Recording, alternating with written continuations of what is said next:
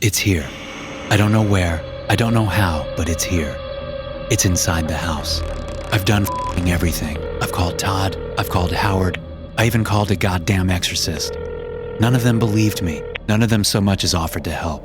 Now it's Halloween and it's stronger than ever. I can feel it moving through the house, like a great darkness suffocating the light from everything. It's already taken my business partners, John and Erica. It's already taken so many others. I'm upstairs in my bedroom closet. I've been here for 3 hours now, and I'll be here for 3 more if that's what it takes. I don't know if the thing hates the sun, but it never bothered me during the day. Only at night. Always at night. There's a creak and a groan outside, on the steps, and I feel the house tremble as something monstrous moves through it. My breath hitches in my chest, and I remind myself to be still, to be quiet. I just need to make it until sunrise. Just a little longer. Then, the voice follows. Low, raspy, and inhuman. So many lives, and so little time. It's singing a song, but the tune is broken.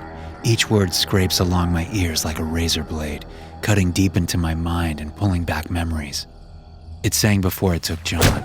It was only a single word, then. Coming. It had hummed, and we had all just thought we were hearing things.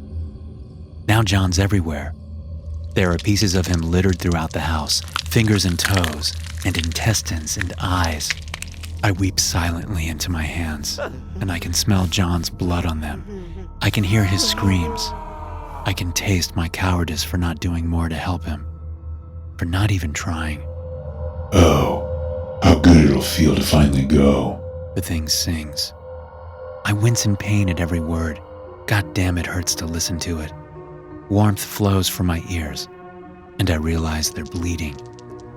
Just one more, and then the song ends. I gasp in agony as more memories tear themselves from my mind. Erica. Her and I had separated in the panic of John's death.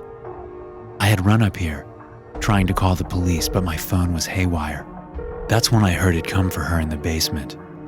The house creaked and groaned with the creature's every step. One more will do, it had sung, descending the basement stairs. One more makes 2. I only heard her scream for a moment, and then it faded to silence. Until the thing laughed, guttural and monstrous. It echoed throughout the house, shaking the foundations and rattling the old wooden frame. It laughed and it laughed. All that we need, all that we eat, all hail the coming of All Hallows Eve. Now it's moving toward me. It's getting closer. I can feel its every step, its every movement. It passes through the house with tremors of violence. Just one more. It sings again. And then the song ends.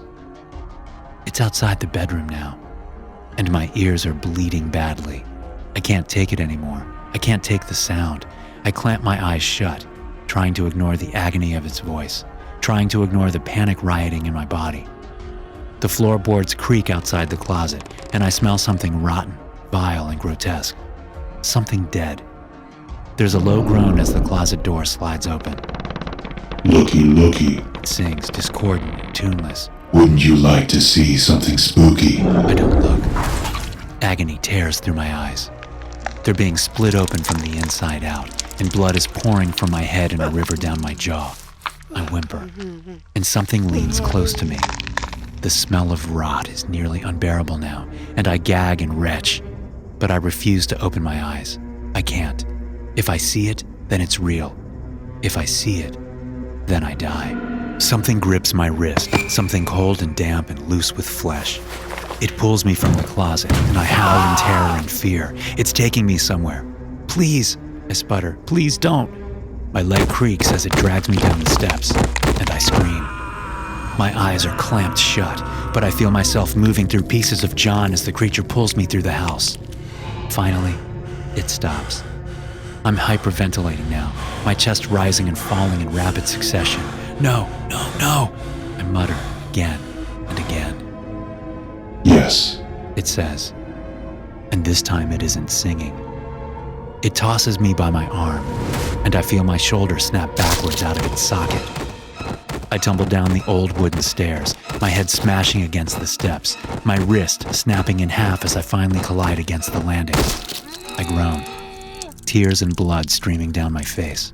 Looky, looky. It sings, though its voice is now guttural and horrible. It grabs me by the back of my hair, pulls my head up, and reaches its fingers down to my eyelids.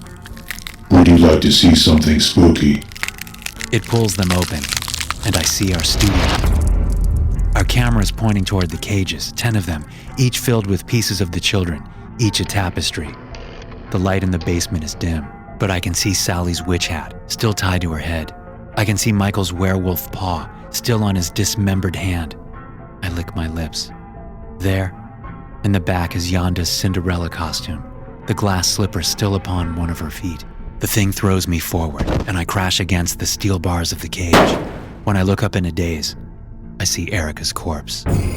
My dear filmmaker, mutilated and cut into pieces. Her eyes are missing, and her hand is stuffed halfway down her throat. I lean forward and vomit, only then realizing that I'm lying in a pool of her blood. So many lies, and so little time. Creature sings. I hear the click of a button being pressed and see a red light hovering in the darkness. The camera is recording. Looky, looky. Please, I rasp. The house creaks and groans as it steps forward, and my body scrambles backward on its own accord. Please. Wouldn't you like to see something spooky? Thanks for listening. If you enjoy these stories, be sure to subscribe to the podcast and check out some more of my episodes here.